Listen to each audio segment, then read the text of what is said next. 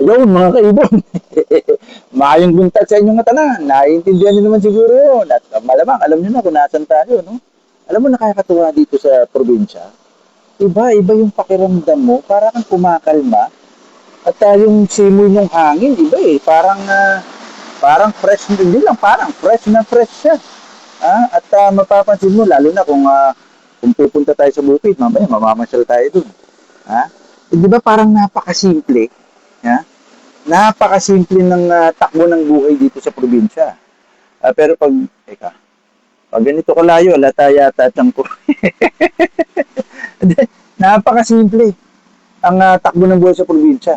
And speaking of simple, balik tayo. Module 6. 6 na 6 module.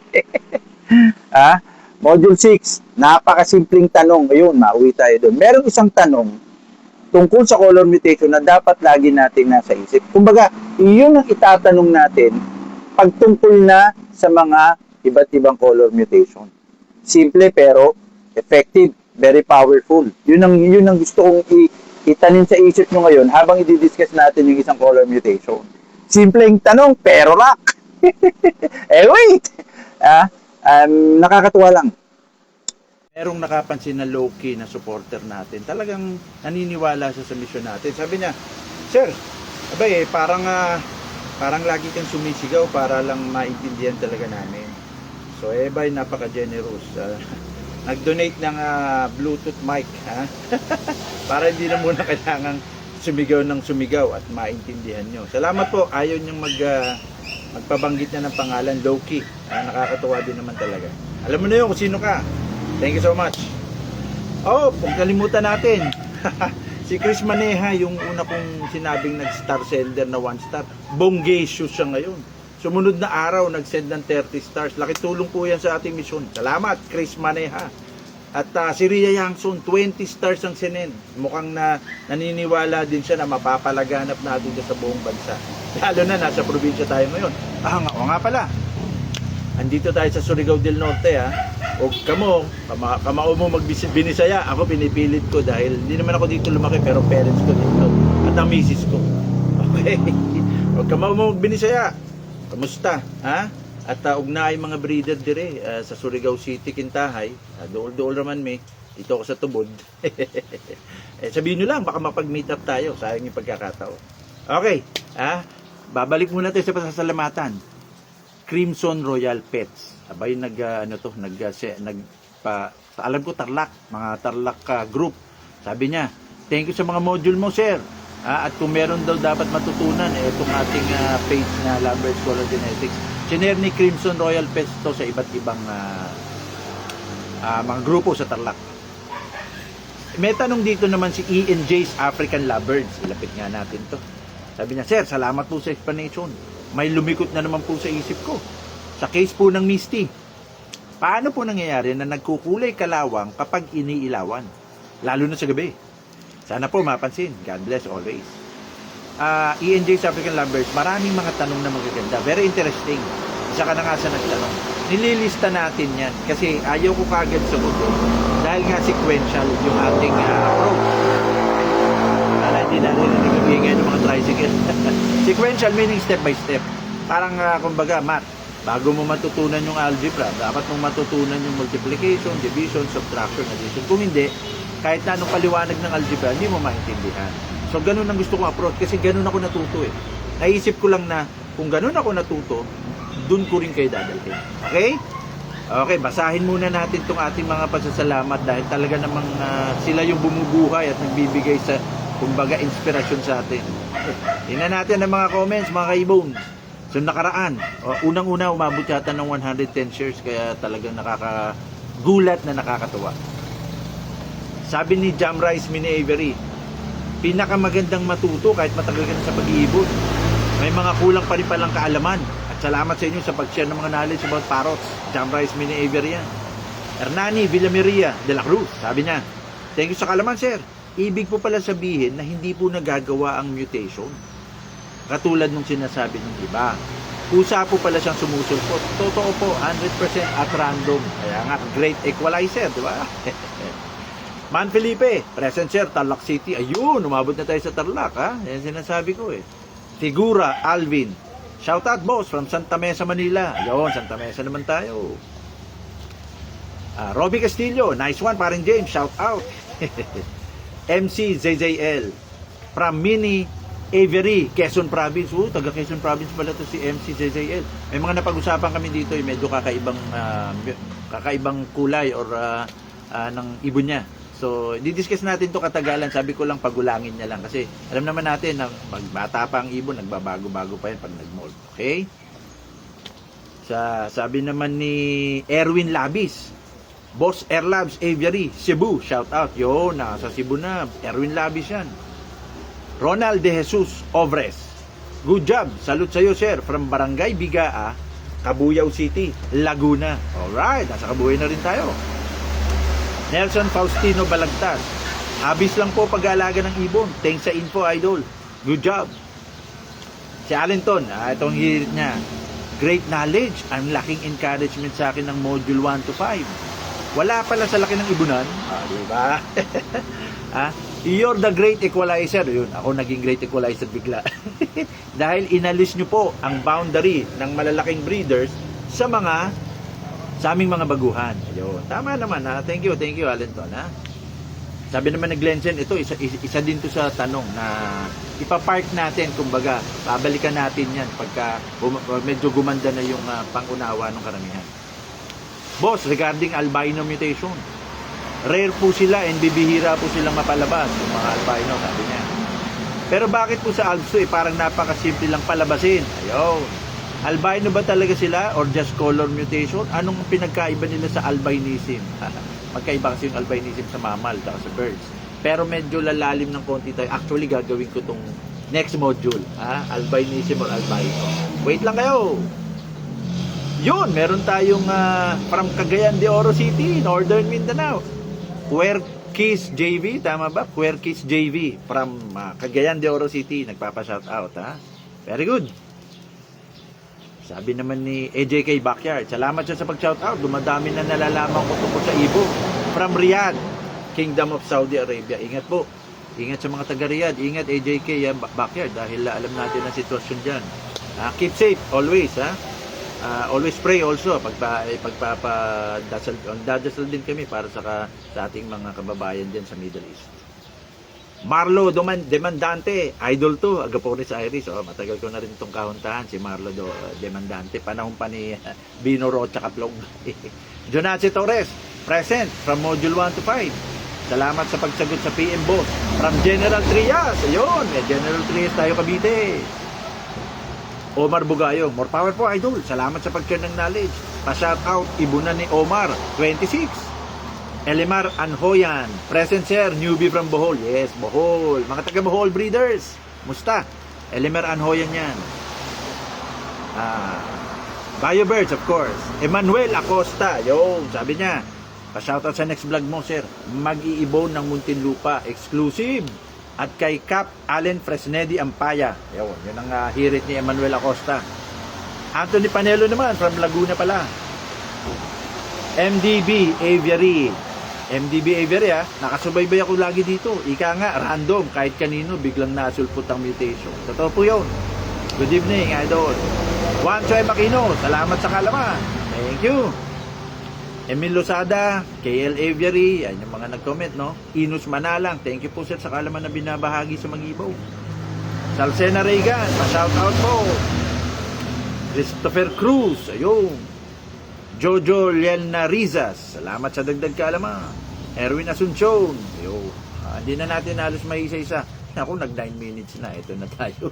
Pasensya na, talagang gusto kong mapasalamatan tong mga to. So, susunod naman yung mga nag-share kasi believe me, umabot siya ng almost 100 plus na yatang mga share. 109. So, nakakatuwa. Kaya lang, wala nang time. Sila naman ang pagbibigyan natin sa susunod yung mga nag-share.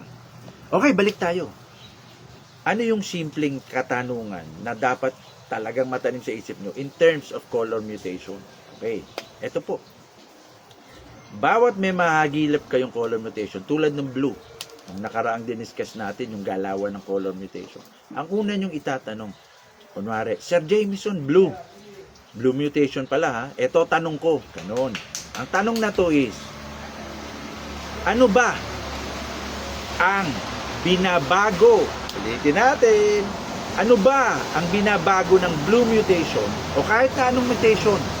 Basta color mutation, ang unang itatanong, ano ba ang binabago niya sa wild type form? Tama po, talagang tandaan natin yan. Ang unang papasok sa isip natin, may wild type form eh. Eh di ba, nilinaw natin yung wild type form? Wala naman dapat na, hindi siya color mutation, at yun ang dapat nating makabisado. Kaya nga di ba, nung module 1 yata yun, yung tatlong, kumbaga, laging naalagaan na species, Rosicolis o yung Alps 1, Fishery or Personatus or Personata. Di ba, pinasilip ko sa inyo, sabi ko, tandaan nyo to, kabisaduhin yung wild type form. So, wild type form, hindi siya color mutation. Kaya nga ang tanong, pag may i-discuss tayong color mutation, unahan nyo na ako. Tanungin nyo kagad, Sir, ano ang binabago ng mutation na to sa wild type form? O, diba? Kaya malinaw, ano ang binabago ng mutation na to sa wild type form? Yun ang simpleng tanong, pero very powerful, effective, simple lang, pero rock. Okay. Simulan natin sa kahapon pala, nung nakaraan blue, ngayon naman another basic mutation, Lutino or Ino mutation. Okay? Sana makita to. Hindi ito green feather to mga kaibon, hindi ito Lutino mutation. Ayan. Green dahil nga, pasensya na, mauumoy kayo dahil pag hindi nyo rito nakabisado, medyo mahirapan kayo sunod. Pag tama ng ilaw o ng sunlight dito sa unang layer na may cetacean yellow, nire-reflect niya sa natin, sa mata natin yung yellow. Pag tama ng ilaw dito sa pangalawang layer, yung tinatawag nating spongy zone, hindi niya ibinabalik niya yung blue light, 'di ba? Kasi nga white light is composed of many color wavelengths, isa na yung blue. Pag binalik niya yan, tatama rin sa mata natin. Kaya pag tama ng yellow reflection, blue reflection, nagiging green sa mata natin, 'di ba? Yung sa mga baguhan, please pakibalik yung mga nakaraang vlog. Okay, so kung naintindihan na natin yun, may simpleng tanong na lang. Ano ngayon ang Lutino? Yun. Anong papel ng Lutino? Anong ginagawa niya, di ba? Ano ang binabago niya sa wild type form? Ayun na nga po. Andali, hanapin natin dito mga sagutan. Ayun. Kung ang blue, di ba? Naintindihan naman natin yan. Kung ang blue mutation nung nakaraan, ano ang pinipigilan niyang color pigment? Di ba, dalawa lang naman ang color pigment sa parrots kung nababalik-balikan natin. Inuumay ko kayo, cetacean pigment, ang pinoproduce niya, red, yellow, orange, pink. At yun ang pinipigilan ng blue. Kaya nga, di ba, pinakita ko sa nung nakaraang vlog. O, tingnan nyo, nung pinigilan ng blue yung paglabas ng red, orange, yellow, at pink, ito na nag-itsura niya, naging blue. Ngayon, eto naman, ang Lutino o ang Ino mutation, ang pinipigilan niya ay melanin pigment. Okay? Melanin pigment po, mga kaibon, ang pinipigilan niya. At again, ano ba ang mga pinoproduce na kulay ng melanin pigment? O, diba, inulit-ulit din natin yan. Black, brown, at gray. Diba? So, yun ang pinipigilan. Yun ang binabago ng Ino mutation sa wild type form, di ba? Yun nasabi kong tanong, simple lang pero rock. Lagi niyang tatanungin, teka sir, bagong mutation yung binabanggit mo sa Ino mutation niya, Lutino. O sige sir, ito tanong ko. Ano ang binabago ng Ino sa wild type form? Di ba? Yun na lagi ang tanong. Okay? Eto na. Tinatanggal niya yung tinatanggal or pinipigilan niya ang production ng melanin pigment. So, hindi na makakalusot ngayon yung black, brown, at gray na kulay. Kasi yun ang pinuproduce na melanin, di ba? Hindi na siya makalusot ngayon. O, eto na.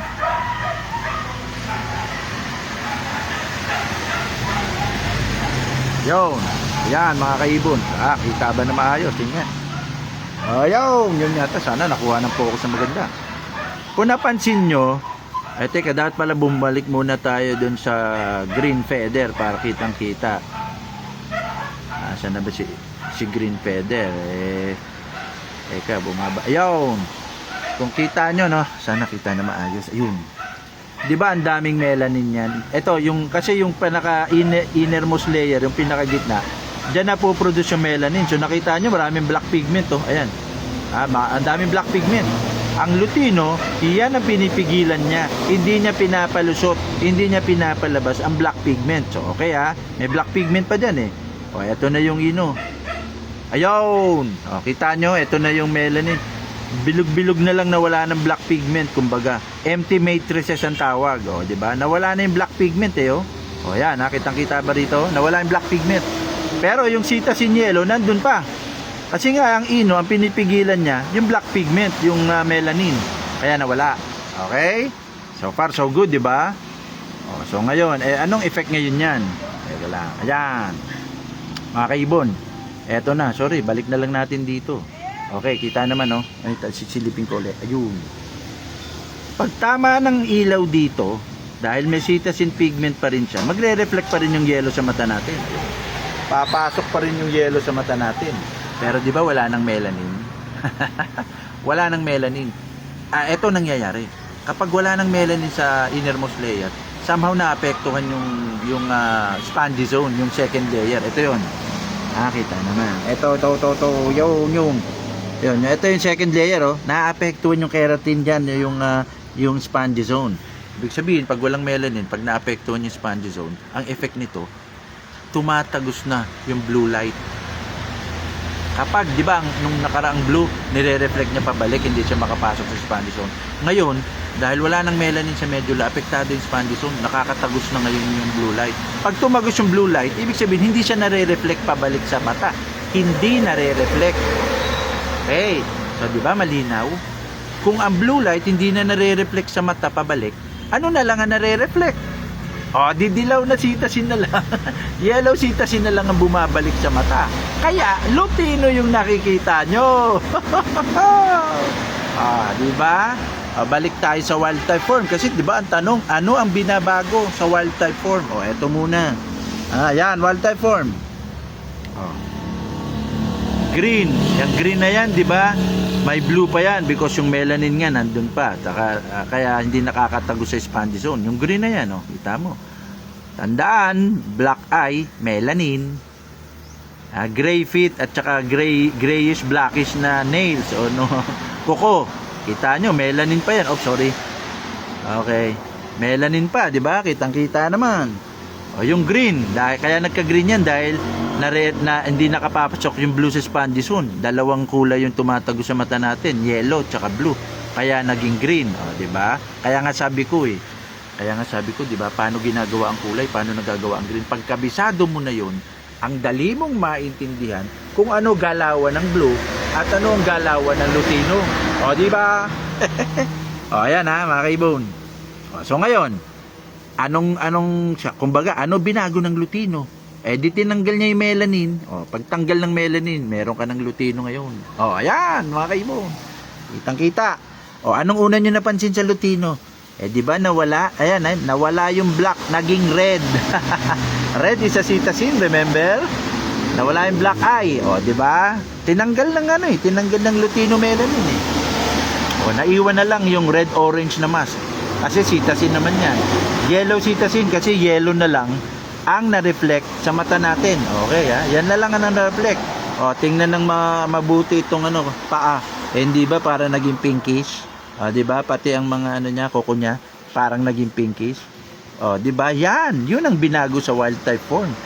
Hindi pinaporma melanin, pinigilan ng produksyon. Kaya ito lumabas lutino.